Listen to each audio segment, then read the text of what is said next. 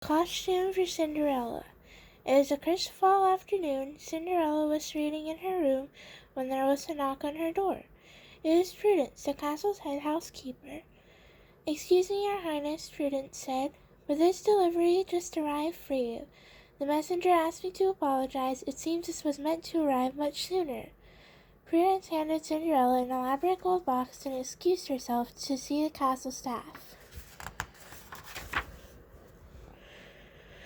Cinderella opened the box. The inside was lined with a soft velvet. At the bottom, sitting atop a small pillow, was a scroll tied with red satin ribbon. Cinderella set down the box and took out the scroll. It was an invitation from the king and queen of a nearby kingdom to a masquerade ball. "How exciting!" Cinderella cried. Her mind filled with costume ideas. Cinderella looked more closely at the invitation and gasped. "Oh no," she said, "the ball is tomorrow night. What am I going to wear?" "Don't worry, Cinderella," Gus said. "We can help," said Jacques. "Thank you," she said. "I'll need all the help I can get. We better hurry." Cinderella and the mice went upstairs to her royal wardrobe. Cinderella's closet was stuffed with gorgeous ball gowns, rows and rows of shoes, and more hats, gloves, and jewelry than she could ever count. But she didn't have any costumes to wear. "There must be something in here that we can turn into a costume," Cinderella said. "But where do we begin?" Jacques and Gus were already hard at work, thinking of things to pair together. "We'll find something, Cinderella," Jacques said. "Don't worry."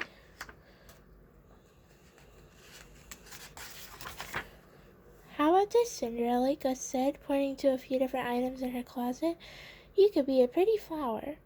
Cinderella put on the hat and gown Gus had picked. Then Jacques was around her, tying some green ribbon around her legs. Soon Cinderella looked like a flower. Cinderella said, looking at herself in the mirror. "It's a nice try, but I don't think this is quite right. Plus, I'm not so sure I can walk in it." "What about putting these together, Cinderella?" Jacques said. He pointed to a frilly white gown, a fluffy white coat, and a feathery white hat. Cinderella put on the outfit. "What am I?" she asked, looking at her reflection in the mirror. "You're a cloud," Jacques exclaimed. "Oh, I suppose I am," Cinderella said. "I'm not sure this is quite right either." "I think we're going to have to make a costume," Cinderella said, "and I know just the thing." Cinderella and the mice got to work. They cut out colorful swatches of fabric and sewed everything together. Finally, all the pieces of Cinderella's costume were ready. "It's perfect," Cinderella said, twirling happily as she looked at her reflection in the mirror. "Cinderella is a very beautiful butterfly," said Gus and Jacques. "Look it." There was just one problem left. Prince Charming was away. Cinderella didn't have a date for the ball. "Thank you for helping me make a costume," Cinderella said. "I think I know just how to repay you. Will you like to come to the ball with me?" Jacques and Gus clapped. "Cinderella, take us to the ball," they cheered. Cinderella was excited for her friends to join her. "I know just what you should wear," she said. The next evening, Cinderella, Gus, and Jacques got ready for the ball. Cinderella wore her butterfly costume. Gus and Jacques were tiny caterpillars. "You make quite the trio," Prudence said, showing them to the door. "I hope you have a wonderful time." When Cinderella and the mice arrived to the masquerade ball, Cinderella looked around. All of the guests wore incredible costumes.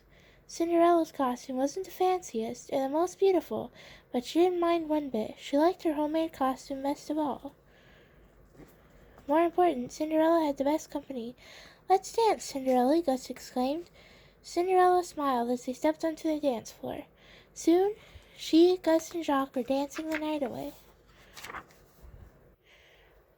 On the carriage ride home, Cinderella and the mice were very tired, but they were also very happy. "Thank you for being there for me," Cinderella told Gus and Jacques, "and thank you for being such charming dates." "Anything for Cinderella," Jacques said. Gus agreed. "That's what friends are for." The end. I love you.